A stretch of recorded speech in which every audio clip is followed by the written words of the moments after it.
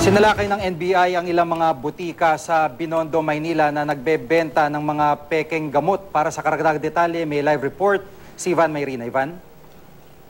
Target ng operasyon ng NBI Intellectual Property Division ang halos magkakatabing mga butikang nasa Santa Cruz at Binondo sa Maynila. Talamak daw kasi rito ang bentahan ng mga gamot na peke, mga hindi rehistrado o mga kontrabando, o maging yung mga napatunayan ng mapanganib sa kalusugan batay sa pagsusuri, kaya banned na sa Food and Drug Administration o FDA. Kabilang sa mga kinumpiska ng NBI at FDA, mga slimming coffee, slimming tea, at iba pa mga inuming nakagagamot umano ng mga sakit sa katawan. Ang mga supplement na ito naman na pampagana umano sa sex para sa kalalakihan, hindi na nga mabasa ang label, posible pa umano magdulot ng alta presyon o atake sa puso ayon sa FDA. Ang mga pampabeauty naman para sa kababaihan tulad ng mga sabon at cream, kumpiskado rin. Wala kasing DRO drug registry number at hindi nakalagay sa label ang local company na nagdadala ng produkto sa bansa.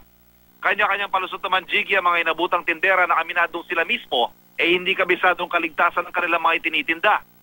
Kukumpiskahin at susunugin ang mga nakuwang kontrabando samantalang ipagpapatuloy daw ang case build-up at gagamiting ebidensya ang mga nakumpiska laban sa mga may-ari ng tindahan.